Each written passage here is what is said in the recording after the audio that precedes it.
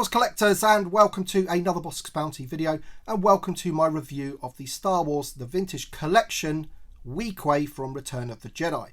More specifically, it's the 40th anniversary Return of the Jedi reissue of Weequay, and we're going to be comparing the two card backs from the original, which came out in 2011. As you can see, lovely unpunched version there. And I'm also going to be opening up the new one and comparing it against that figure as well. I do have a loose Weequay to compare him to. So let's just take a look at the card backs first of all. I'm not going to bring them up too close to the camera, but we'll just have a look there like so. So you can see basically the new one's just got a bit more sort of clarity to it. This one's a little bit sort of, the contrast isn't as good on that one, I feel. And that's pretty much the only difference. The Return of the Jedi logo is a lot more red than the original. And of course, this one is unpunched, which doesn't happen these days for your standard figures. Return of the Jedi logo in the corner. Apart from that, there isn't really too much else to go by. It's a variant. If you're a variant collector, then you're going to be happy, I guess. You probably won't be happy that you've got to buy another Weequay, but you're probably happy that you've got another variant. And there's the back of the cards, and you can just see the stark contrast in how good the backs of the cards used to be for VC 107 when it originally came out, of all the different colours going on the back. You've got ships and stuff, and then on the back of this one you've just got, you know, figures from the wave and a couple from the previous wave. That's the import sticker. Disney and Hasbro, obviously Disney wasn't involved back then, so there's no Disney on the back of that card. The only other real difference here is the bubble and how the figure is packed into the bubble. So the original version has a slimmer bubble there because the blaster is in the hand, and also the sort of, what's that, vibro axe or something is facing the other way compared to that one. That one's facing this way. They're actually two different colours as well. That's a lot more light silver than the original version. And as I say, the blaster for him there is there set next to his head, whereas in this one it's in his hand. So that's why you've got a slightly wider bubble there. But it doesn't really make too much difference. There's also a slight difference in the yellow that they've used behind the name pill, or behind the figure rather. The name pill, you can just about see it, but obviously the bigger panel, you can definitely see that that is more of an sort of deeper yellowy orange compared to that one. Okay then, so that's enough about the card backs. Let's open this new one and compare him against the original. Alright then, so here he is out of the packaging. He is the one on the right and the original one is the one on the left.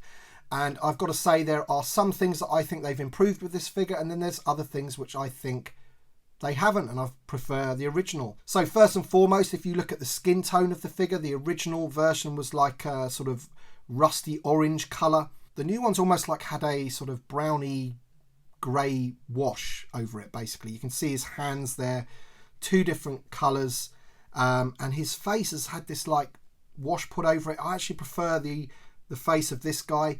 I think you lose some of the detailing with that sort of new paint on his face there. Some of the things that they have improved, I much prefer the paint on the buckle on this guy. It's a much more sort of shiny, whereas this one's more of a matte gold, if you like. And then when you look at the figures from the back, I think the figure on the left has a bit more sort of detailing going on. I think this one looks a bit sort of softer in terms of the sculpt.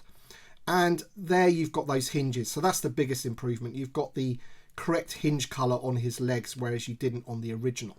Having said that, and they've done this with a couple of figures, when you look at the arm hinge on the original, it's grey, like his arm. And when you look at the new one, it's brown.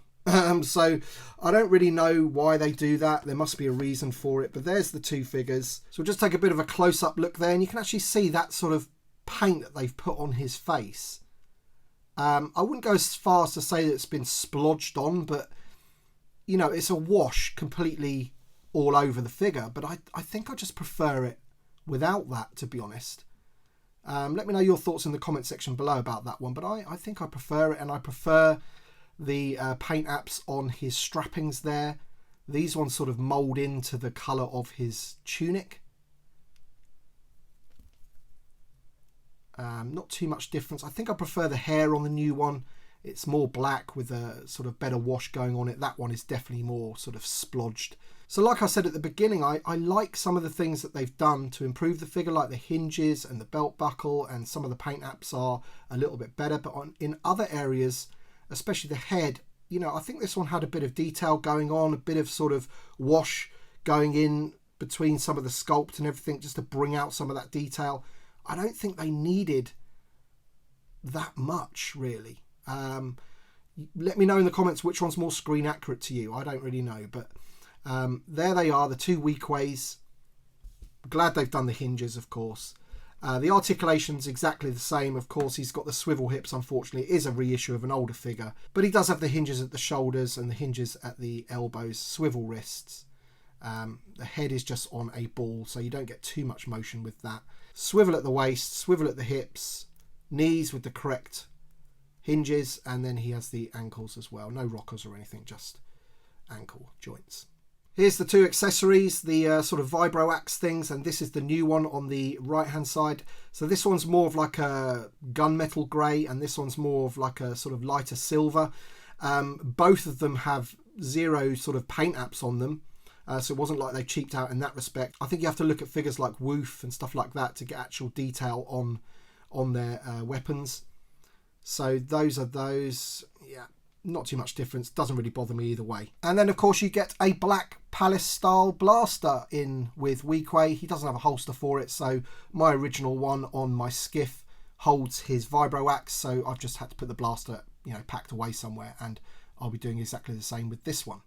So there you go then, guys. That is Weequay. Thank you so much for watching. I hope you enjoyed the review. Let me know your thoughts in the comment section below. You can really see that paint there, can't you? The bottom half of his head going round the back. I don't know if I'm too keen on that, but, it is what it is. Let me know your thoughts in the comment section below. Thank you so much for watching. Thank you to my Patreon supporters and channel members. And we shall see you on the next one.